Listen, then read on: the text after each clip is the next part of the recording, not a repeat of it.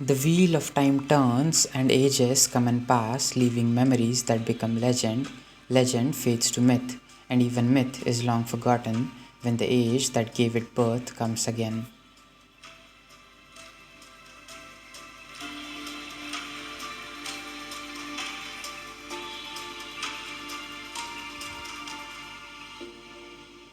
Perhaps no other king in this world has intrigued historians, statesmen, and philosophers alike as much as the third and perhaps greatest king of the Mauryan dynasty, Ashoka.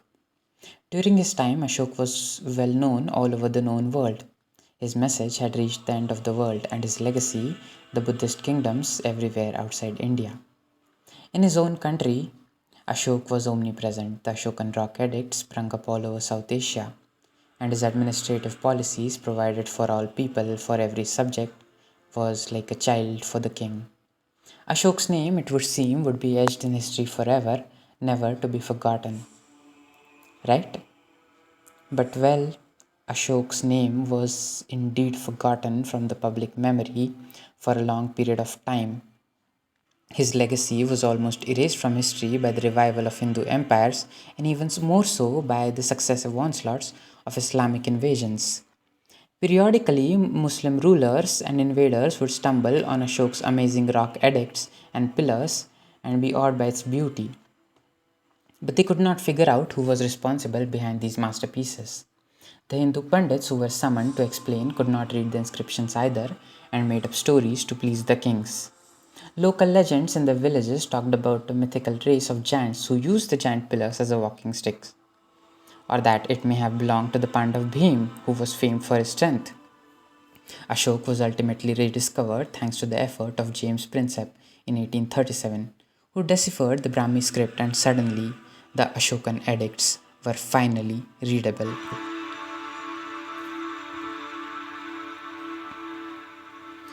Beloved of the gods, the king who regards everyone with affection, honors both ascetics and the householders of all religions, and values that there should be growth in the essentials of all religions. Growth in essentials can be done in different ways, but all of them have as their root restraint in speech. That is, not praising one's own religion or condemning the religion of others without good cause. Whoever praises his own religion due to excessive devotion and condemns others with the thought, "Let me glorify my own religion," only harms his own religion. Therefore, contact between religions is good. One should listen to and respect the doctrines professed by others. Beloved of the gods, the king, who regards everyone with affection, desires that all should be well learned in the good doctrines of other religions. What you heard just now was Emperor Ashoka himself talking to us through one of his inscriptions, which were once deciphered from Brahmi by James Prinsep and had a wide impact on the collective psyche of the intellectuals of that age, including Gandhi, Nehru, Ambedkar, etc. And eventually, Ashoka entered the textbooks of India, and children began reading about Ashoka. To get an idea of what's so special about Ashoka and why is he so celebrated, let's compare the attitude of Emperor Ashoka with some other characters in history, like the Romans or the Mughals. Let's take Emperor Aurangzeb for example, who is quite famous for his intolerant religious policies. His execution of leaders of rival sects such as the Sufi mystic Sarmat Kashani and the ninth Sikh Guru Tegh Bahadur bear a testimony to his religious policy. The former was beheaded on accounts of heresy, while the latter was killed simply because he objected to Aurangzeb's forced conversion to Islam.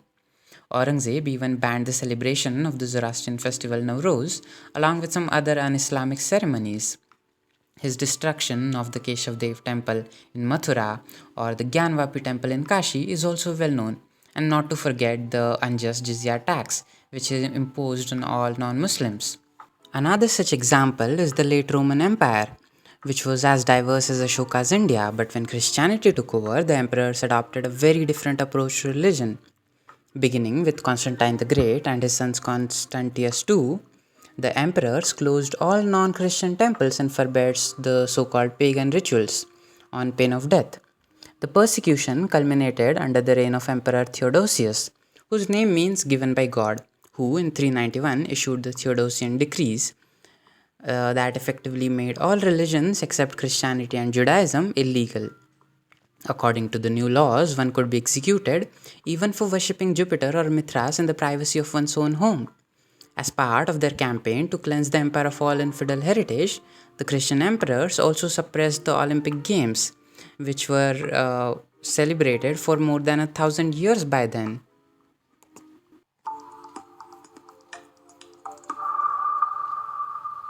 After 8 years of his consecration, the beloved of the gods, the king Piyadasi, conquered Kalinga.